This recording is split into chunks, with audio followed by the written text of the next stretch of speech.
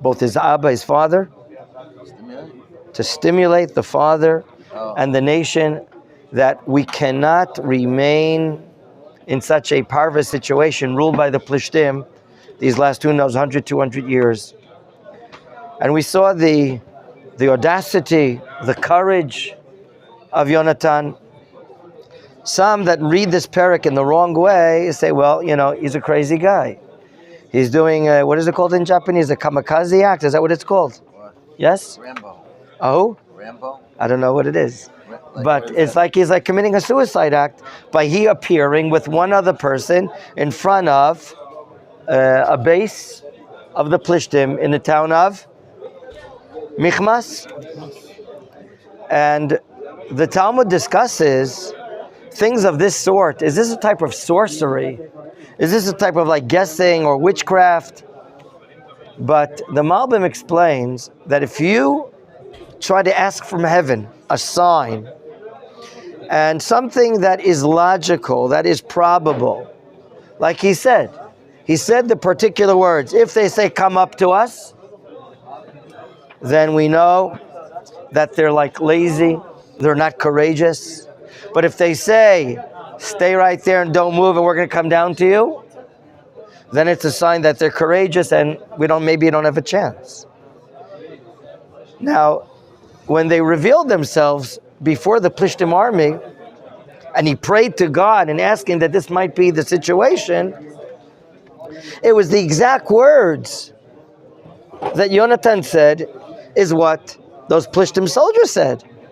If they said something similar, a little different and colorful, whatever, then maybe this sounds like a hoax. But the fact that they said exactly what Yonatan said, the same exact words, from here, for Yonatan, it was what? A sign, an echo from Shamayim. That his initiative, meaning that God is now with him to begin toppling the Plishtim army who has been ruling over us. And therefore, when we studied this last week, maybe we didn't even notice that stage one of Yonatan's words was a tefillah. Ulai yaseh Hashem lanu. Maybe God will do this for that's a tefillah. And then he said the words which are full of faith, that ein ma'atzor lifnei Hashem. There's no stopping God, whether we're facing the many or we're facing the few. Or we have few, right?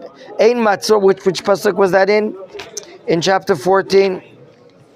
Okay, here it is, in verse 6. Ki ein l'Hashem matzor lo shia baravu b'mat. God can save us whether we're few soldiers or many soldiers, in pasuk vav. So we see that Yonatan is totally submissive to Hashem. Complete faith. Yes, he's courageous. Yes, he has this audacity. But what does it stem from? That he's attached to God. Yonatan is totally attached to God. And he wants to do what the Klal needs, what Klal Yisrael needs. His father is incapable right now. His father is more related to the private side, causing fear to Israel to go to war. Remember when he chopped up the animal into many pieces? He didn't have the ability like a David HaMelech had to round up the soldiers behind him and go for ideals. But you should know that Yonatan is going to war for the sake of Hashem. Some of you, he has total faith in God. Some of you may know regarding what should be the proper morale of a soldier of Israel. Where do we turn to? Who writes about the laws of wars? The Rambam, thank you.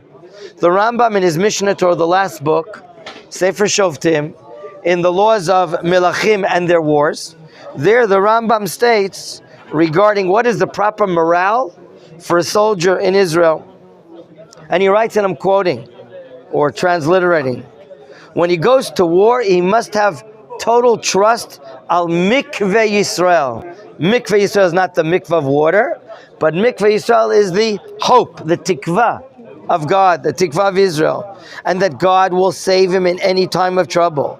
And he must know that when he's going to war on the sanctity of the oneness of God. That's what the Rambam writes. And if a soldier goes to war and he's still thinking about his wife and his children, he shouldn't go. He's not ready. He has to be totally connected to God and erasing from his mind any thoughts, any ideas about him personally. So this is what we're learning about Yonatan.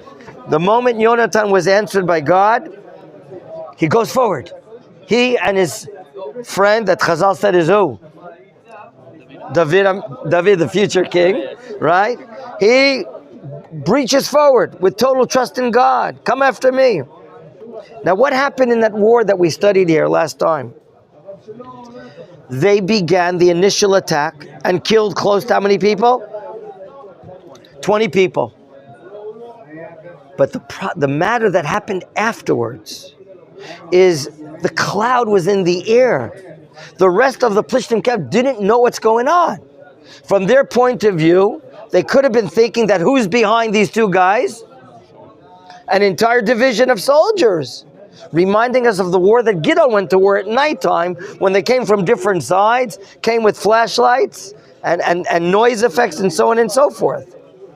So we see here in the Plishtim Machaneh, they, as the Abarbanel explains this event, they don't know what is going on. Had they known that there were only two soldiers going up against them, they would have come forward to fight. But they perhaps thought an entire division of soldiers are behind them. When Shaul at a distance, the king, sees this, he's not aware of what's going on. And he sees movement at a few kilometers away.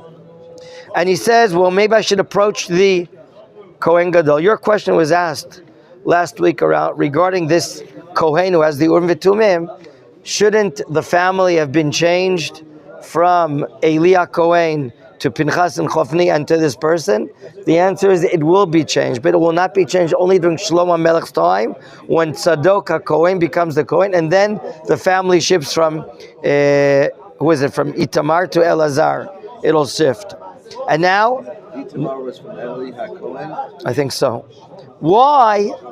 What does Shaul want to ask through, what is that cloth called? That parchment called inside the ephod?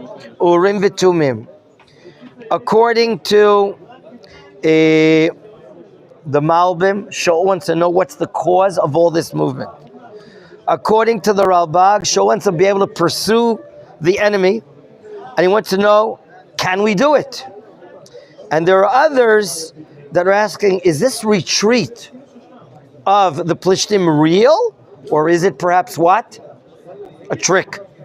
That's what Shaul wanted to know. Okay? So, it's not that the ark is there, but the ark is like a nickname here for the Urim and the Tumim.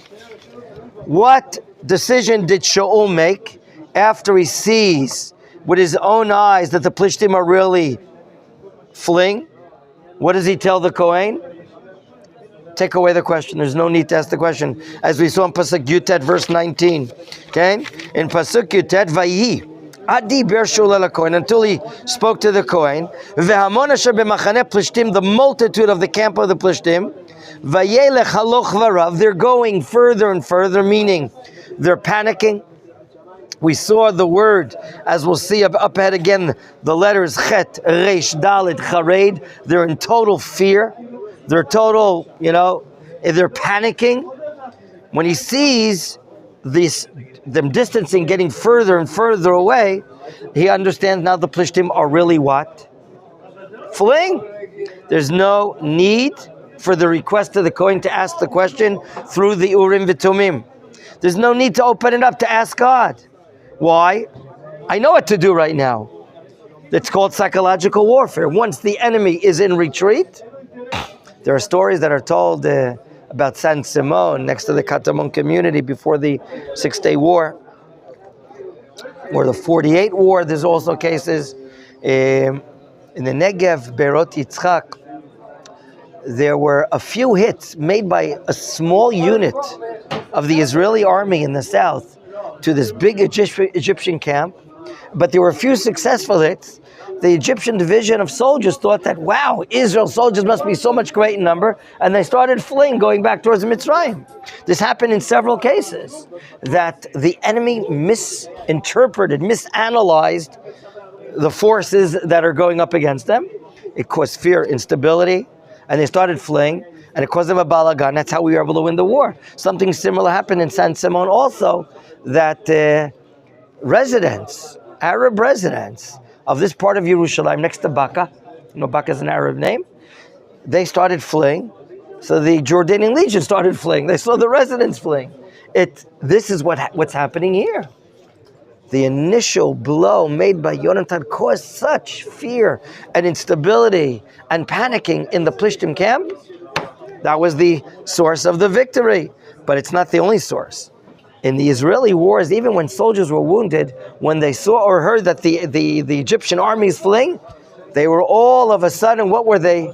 They felt enthused. They felt with confidence. We can get up even though we're wounded, and we can go up against the enemy. And they started, even though that they're wounded, to start fleeing against the army. Against the army, right? Is this not quiet? It's supposed to be quiet. So we see here, gentlemen, panicking is happening here in the army. Look, let's go on in Pasuk Kaf, verse 20. Right now shows conglomerating the forces. When you're fleeing and you're panicking, one is killing one another. We're learning about an amazing situation. The immediate results of this multitude of fleeing of the Plishtim is that one is killing another. And what does this act? This acts as a catalyst to Shaul's army. Look what happens in verse 21 and 22. People that were beforehand, on whose side? On the side of the Plishtim, Jews that, went away, or Jews that were hiding in the Ephraim mountains. So these Jews, right now, they turn into the army of Shaul, and they're pursuing, running up against the army of the Plishtim. Pasuk Kav Gimel 23. Vayosha. Wow. When you read Pasuk 23, what do you remember? What does it remind you? The language. Vayosha Hashem bayomahu et Yisrael. In which style is this written? Meaning? What? No, it says right after the splitting of the sea, these words. Vayosha Hashem bayomahu et Yisrael mi Mitzrayim. The same words. Salvation in war to the Jewish people on that day. Gentlemen, why is it stated? Because if you remember in chapter 9, Shmuel was given a prophecy that we will overcome our enemy, meaning the Plishtim. Now, it's fait accompli. It's now being done. Here we see the war is being won, and now the war is even going further away. V'milchama avra et Beit Aven. Beit Aven is west, some say, of Michmash. But what's happening as the war goes on? Kavdalad Vishisol Nigas Bayomo. The Jews are psyched up. Vayol Sholet Am Lemor. And now Shul makes a strategic decision. He doesn't want this war to be a war of attrition. He doesn't want this war to continue going on days or even more weeks. He wants to what? Finish the job as early as possible. Why? Because if you give the Plishtim time, what could they do? Recuperate, reorganize, get other forces. Shaul makes a decision to curse anyone stopping to have a meal. Let's read it. V'ish Yisrael nigas bayomo. The Jews are psyched up. Vayoel Shaul et ta'am lemor. And he says, he makes a klala, a curse, a rur ra'ish. He wants to pressure them. Cursed is the man. Asher yochal lechem ad erev. If anyone eats lechem, the question is lechem meaning a meal, or does it also mean a taste? We're going to have to see this in a moment. Does it mean just even a taste, or does it only mean or a full meal to sit down? You can see and understand the difference. Why? You can understand sitting down having a full meal. That's going to give the Plishtim forces a time to retreat, a time to run away, a time to leave your area. But if you're just taking a snack and eating, you're not taking time. Or is the reason for forbidding eating a spiritual matter? He wants people to do tshuva, like fasting. Tanit Esther. it's a likelihood that the Jews, before going to war against the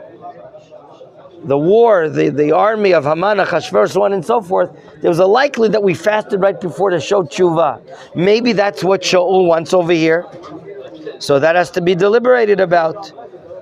What does he want to do? The result, V'nikamti me'oivei, I want to revenge from my enemies.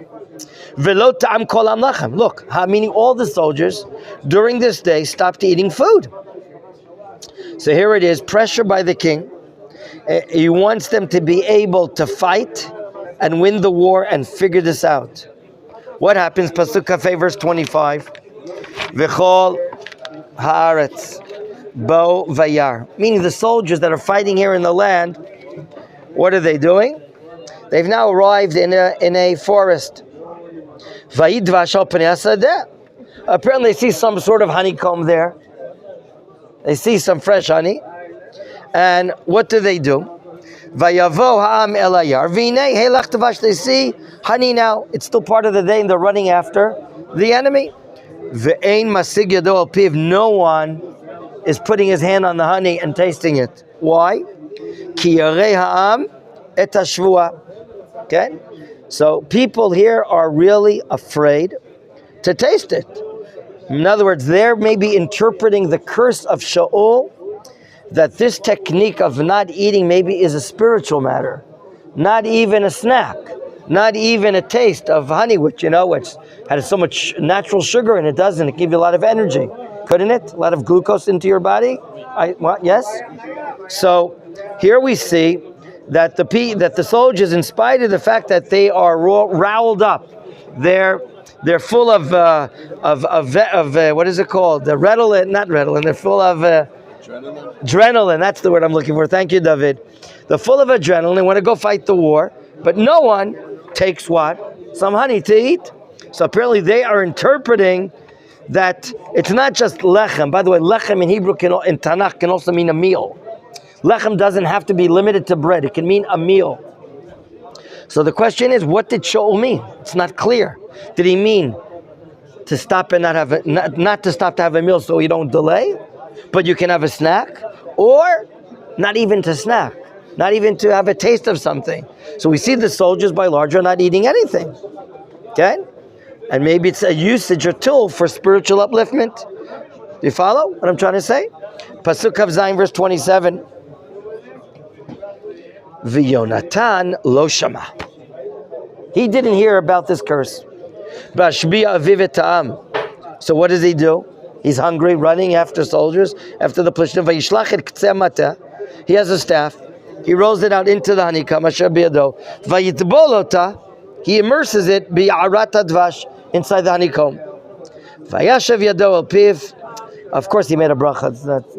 Tanakh doesn't have to tell us he made a bracha, right? Vatarona enough.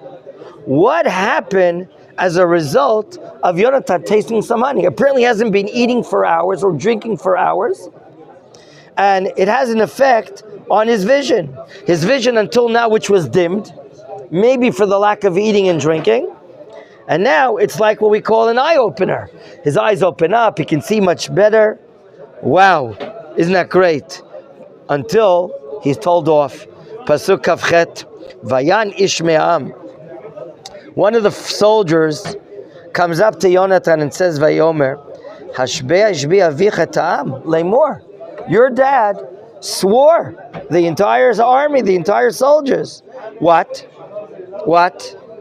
Arur ha'ish, cursed is the man. Asher yochal lechem hayom. Cursed is the man that has a meal today. And then he adds the two words, Vaya'af ha'am. Meaning, in spite of the fact that the soldiers are what? What does ayef mean? Tired. But it means, right. They're saying this, that because the soldiers have inhibited themselves from eating and drinking, that's why they're especially tired. They're especially tired. That's what they say. But your father disallowed it. So what did you do? And now Yonatan's reply. Vayomer Yonatan, achar avi et haaretz. My father polluted the country. My father, he got mixed up and he said something he should not have said. Runa, look at an example. Ki oru einai, my eyes were lit up. Ki ta'amti, why are my eyes lit up? I had a te'ima, I had a little taste. Me'at vashazeh. Gentlemen, the word achar, like to pollute, to do trouble, to do bad, we saw in Sefer Yoshua.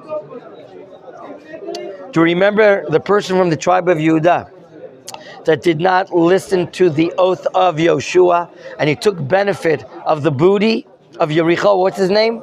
Achan. There too, he's accused of who achar, he polluted the land by not listening to the instructions. So here is like a hint to the act or violation that Achan did. Okay? And as a result, if you remember, we went to war in Ha'ai next to Beitel, and we didn't win that war because Achan did not listen to that shavua, that oath made by him. What happens in the meantime? This person Yonatan continues speaking and raises, basically we're going to see now in Yonatan's words, 3 different justifications why he ate. Pasuk Lamin, Af kilo lu achol achal hayom ha'am mishlal oivav hashematza ki ata lo rafta maka beplishtim. Okay? Basically what he's saying in the last psukim, the Tanakh says basically, Yonatan didn't hear it. That's answer number 1. It said that in Pasuk of Zayin, Yonatan lo shama. What do you want from him? He didn't hear about the prohibition of his father. Number 2, he only had a little taste. What did he put? The end of his staff in the dvash and taste it? Is that a meal? That's not a meal. It's a tima ba'alman. It's not eating. Furthermore, what did it do to his vision? Wow, he opened up his eyes. Now, if you're a soldier and you're seeing very dark, very limited, can you fight a war like that? I'm asking you. You can't fight a war like that. So he gives 3 justifications why it should be okay that he ate. Number 1, he didn't hear. Number 2, it's only a little te'ima, a little taste by the edge of his blade. And number 3, his eyes were open and lit. But what do the people say? What do the people say to this? And third, what does he say right now? Or number 4, had the nation or the soldiers been eating today, don't you know the results would have been great? We would have clobbered. Lo rafta makaba plishtim ? The ending of Lamed should be certainly what? Had we been eating today, wouldn't we have clobbered the plishtim? And the truth is, in Pasuk Lamed Aleph, what are we told is happening in the meantime? Vayaku bayom hu plishtim michmash ayalona. From Michmash, at the seam of the desert, to the Ayalon area. Ayalon, you meaning the Plishtim are fleeing in which direction? Where's the Ayalon expressway? What? West, like going out of the city here? Not only going out of the city, going towards Tel Aviv. That's the Ayalon area. Okay, and that's the Ayalon area, Emek Ayalon. So they're already fleeing west, going to the area where they belong, right? In southwestern Israel. So from this area, we're winning the war. But what's happening to our soldiers? Vayaf ha'am me'od. Vayaf ha'am me'od. The nation has like no strength. And you want us to finish the war? Now it's nighttime, I assume. It's no longer daytime. And what happens? Pasuk Lamed Bet 32. Vayas ha'am el hashalal. The soldiers see the booty. What do? They take Vaikhut tzon uvakar. They take sheep and cattle. Uvnei vakar. They take the lean meat, the agalim, the babies. Which word? Bnei bakar. Bnei bakar. Vayishchatu arza. And there seems to be a mess up here. They do shchita. They do slaughtering. But it says Vayishchatu arza. And then it says Vayochal ha'am al adam. So what does it mean? Rashi says that a violation was made by slaughtering the mother and the child, the baby. Some of you know, you've heard that prohibition in the Torah, Vayikra. It says, Lo tishchatu otovet bino biyom echad. On one day, we're not allowed to slaughter the mother and the son. That's how Rashi says, and al adam, meaning the blood of the mother and the son was taken and they're eating it. That's how Rashi explains, and it's according to a Chazal. The other Chazal say what they were doing is this. They wanted to celebrate this part of the war and sanctify these animals, build a stone mizbeach, so to speak, and spill the blood on the makeshift altar. But what did they not do? They slaughtered the animals and they started eating even before they would do what? Zrikat Adam, exactly. When we have a Mishkan or Beit Mikdash, when are we allowed to be eating of the Korban? Only after what? After the Zrikat Adam, after the sprinkling of the blood. And here, as Chazal explained, they did not sprinkle the blood and they were eating earlier. And there's even another understanding that they were so full of, they were so hungry because of not eating during the day and running after the Plishtim, they would just slaughter and they wouldn't drain the blood sufficiently.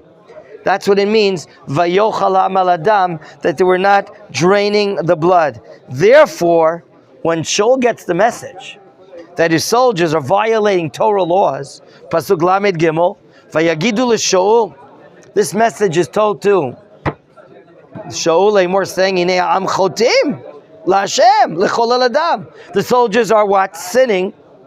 Either one of the 3 or 4 different explanations that we said, meaning they're slaughtering the mother and the son, or they're sanctifying without sprinkling blood, or they're not even building a mizbeach, or they're not draining the blood. What does Shaul command to do? Vayomer begadetem. Wow. He says, you guys have done a crime. You're traitors. You've done a crime, halachic crime. Therefore, what does he say? Golu Elaya Yom, roll out to me today, Even Gedola.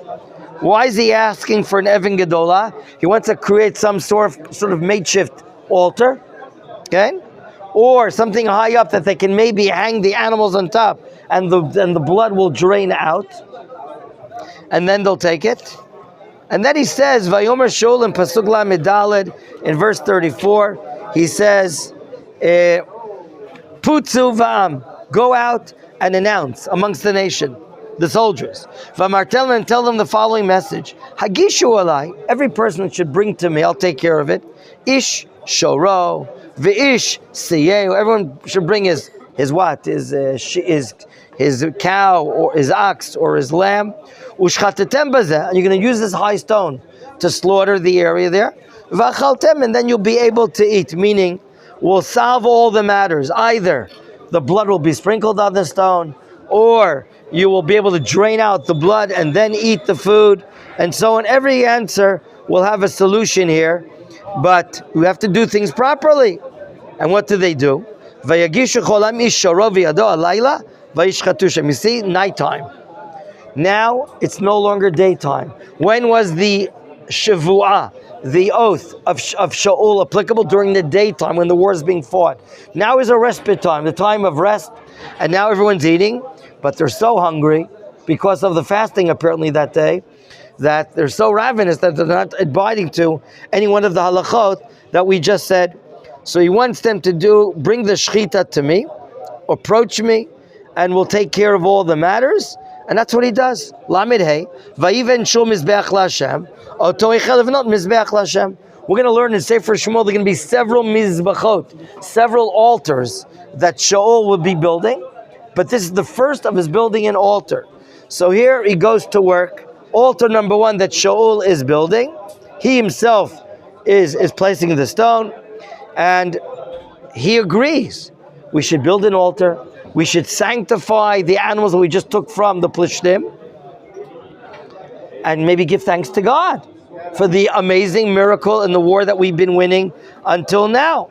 So that's what he does. And this is now a legible mizbeach. Remember, are you allowed to build a mizbeach in this era? in this period of time. Why are you allowed? Why? No Beit HaMikdash. The Mishkan in Shiloh was destroyed. It's a time that what are you allowed to build in your backyard? Right, it's called Heter Bamot. Heter from the word mutar. It's permitted to build a bama, a like your own private mizbeach. We're not going to bring obligatory offerings on it, it's not allowed. But we can bring voluntary offerings like shlamim, peace offerings, thanks offerings. And now that's what's happening. What happens after the meal is finished? Pasuk Lamed Vav, verse 36. Vayomer Shaul. By the way, we still have to sell. We still have a problem, right? What are we going to do with Yonatan, who violated the oath of his father? Right? It was a violation made, but Yonatan says, I never heard it. Will he be obligated or not? Let's see. Pasuk Lamed Vav, verse 36. After now everyone's finished eating, Vayomer Shaul nerda acharei flishtim laila. Wow. What a plan. Even though it's nighttime, what is the command to do? Shaul decides to continue pursuit after the Plishtim, even though it's nighttime, which is hardly ever heard of, right? V'navozabem, and we'll take all the booty from them ad ora boker. When is ora boker? Dawn. What is it properly called in the language of Chazal? How do we say dawn? Amud Shachar, the pillar of dawn, right? Olata Shachar, the pillar of Shachar. So that is the plan. Vayomru, what do the people answer? Are they soldiers of the king? Kolatov beinecha asay, that's their answer. Whatever is good in your eyes, we'll do. We'll do it, let's go. And then, Vayomer HaKohen nikrava halom el ha'elohim. I don't understand. The Kohen involves himself and says, maybe we should what? Go ask God? Why is he involving himself? And if he's involving himself, why would that be a good idea now to use the Urim V'Tumim and ask God regarding pursuing the Plishtim at nighttime? What do you think it could be a good idea? Is this a tactic? Is this a good idea? Of course. Why? And therefore, if Hashem says, let's go out and do it, Do it, of course. what kind of effect will it have on the soldiers? Great effect. Like In other words, you're saying maybe as a tamritz, right? To, how do you say tamritz? To motivate the soldiers even more. If we make a connection to Hashem and get an answer, should we or not pursue the Plishtim now tonight? It's likely that they're not fleeing during the nighttime because they also have to rest at nighttime. So maybe it will act as an incentive. And why would they need an incentive? They're very tired. They're very tired. Aleph, they're tired. Bet, they never expected a full-out war like this. And they didn't eat, now they're eating. A little heavy. But the Kohen says, Nikrava lo melokim. Let's now ask and bring this question to the God. Pasuk Lamed Zayin, verse 37. Okay? Vayishal Shaul be'elokim ha'ered achrei plishtim hatitneim biyad Yisrael velo ano bayom hahu. Interesting. How many questions does the Shaul pose? Ha'ered achrei plishtim hatitneim biyad Yisrael. How many questions? 2 questions. Should we go run after them? Will you deliver them in our hands? And what's the answer? No answer. Why not? Why not?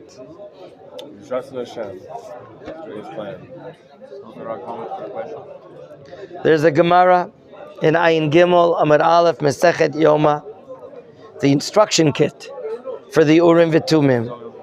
Ein shoalim shnei dvarim ke'echad be'urim v'tumim.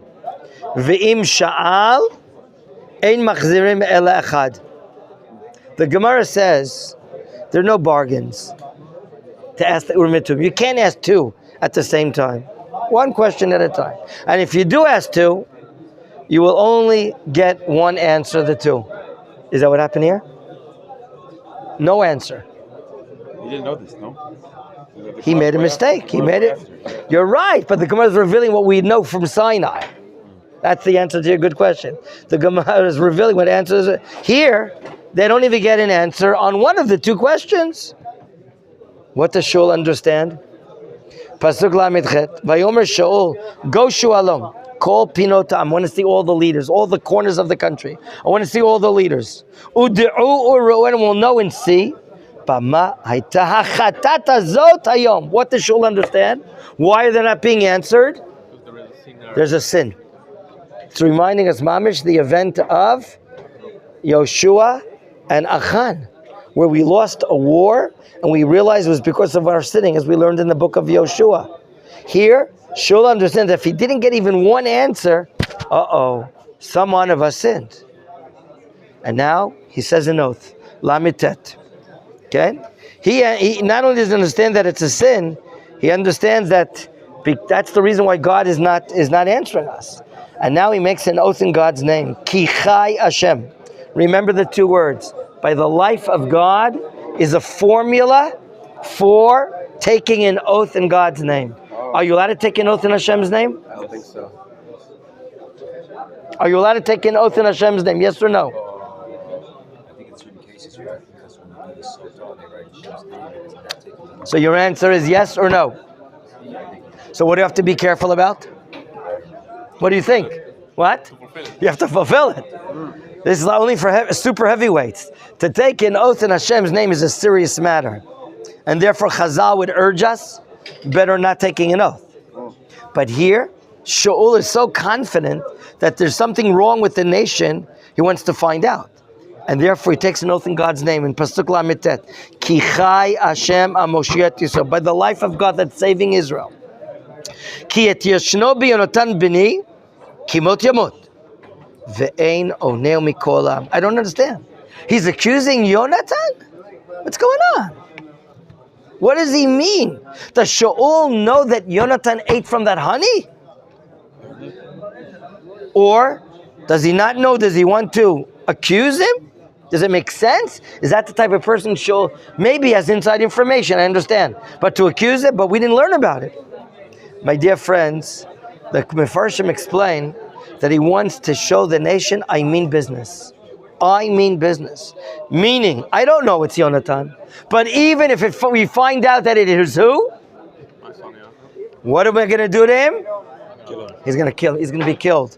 Anyone that violates a cherem, to be excommunicated, this is like the statute, by taking an oath and saying that if someone violated something and he wanted to prove to the nation that he made a wrong thing, you can put him to death.